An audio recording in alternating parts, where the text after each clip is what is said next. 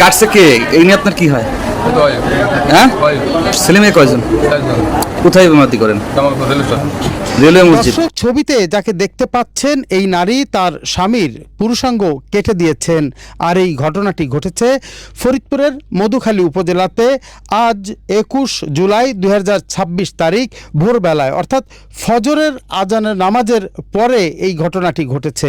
কিন্তু কেন এমন একটি পৈশাচিক ঘটনা ঘটানো হলো সেই কথাগুলো আমরা শোনার চেষ্টা করব ওই নারীর মুখ থেকে, জানবো স্থানীয়দের কথাও এবং যার সাথে এমন ঘটনা ঘটেছে তার কথা। হঠাৎ এরকম এই বয়সে আপনার স্ত্রী আপনার সঙ্গে এরকম করার কারণটা কি? উনি বহুদিন সন্দেহ করতেছে আমাকে, যে অন্য জায়গায় আমি বিবাহ করছি, আমার অন্য জায়গায় সংসার আছে। তা কোনো তো আজ পর্যন্ত দেখা দিবে না, কেউ মিথ্যা কথা এগুলো বানাবে অনেকের কাছে বলছে, ওর নিজের ভাই বেড়াদের কাছে বলছে, বোনের কাছে বলছে, আত্মীয় থেকে বলছে, গ্রামে অনেক কিছু বলছে, কিন্তু কোথাও এগুলোকে মিথ্যা কথা বানাও সন্দেহ। তা আইনের আওতায় যেতে হবে, তারা তো জানে আমার তো আগুন হুমকি দিচ্ছে, চেষ্টা করছে। এখন ইমাম হয়ে কিছু করতে পারি না, ওই জন্য আর কি আমি আইনের আওতায় উপযুক্ত বিচার চেষ্টা। এই যে মারা ধরে এইখানে দিয়ে পোষা ফেলাইছে, কালির মতো হয়ে গেছে। আচ্ছা, আমরা শুনলাম আপনি আপনার স্বামীর পুরুষাঙ্গ কেটে দিয়েছেন, এটার কারণটা কি?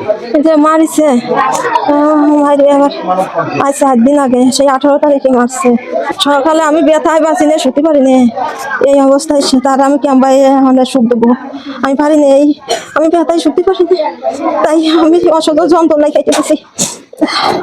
আচ্ছা, ভোরের সময় সকালবেলা এই অসুস্থ শরীরে আমি তার চাহিদা পূরণ করতে পারিনি, তাই আমি অসহ্য যন্ত্রণায়, তাই আমার না এমনি শরীর দুর্বল। আমাকে ফোন দিছে খুব জরুরি বাড়িতে আসার জন্য, তো আমি চলে আসলাম। আসি দেখি দাউদ ভাই এরকম মানে বসে আছে, তার গোপনাঙ্গ ধরে কি হয়েছে তা বললো যে এরকম আমার ব্লেড দিয়ে এরকম কাটিয়ে দিয়েছে পুরুষাঙ্গ। তা কি ব্যাপার, রক্তাক্ত হয়ে গেছে বিছনা।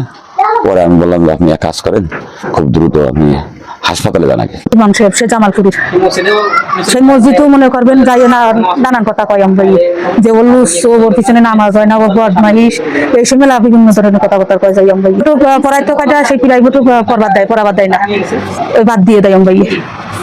হ্যাঁ, কিছুদিন পর পর মনে করেন সেই যে জায়গা চাকরি করে ওইখানে যাইও সে অনেক খারাপ শৃঙ্খলা করে, মানে সেখান থেকে আমার ভাইকে বের করে পর্যন্ত মানুষ দিয়ারই হুমকি দিয়েছে।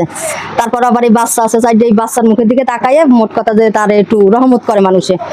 তারপরে মনে করেন 10-12 হাজার টাকা তুইছে, গরিব মানুষ, ঘরে থোয়ার কায়দা নাই, বর্জনীতি বউ, খুব ডেঞ্জারাস। মধুখালী থানা পুলিশ জানিয়েছে এখন পর্যন্ত থানায় কোনো অভিযোগ আসেনি, তবে কেউ অভিযোগ করলে খতিয়ে দেখে ব্যবস্থা নেবে পুলিশ।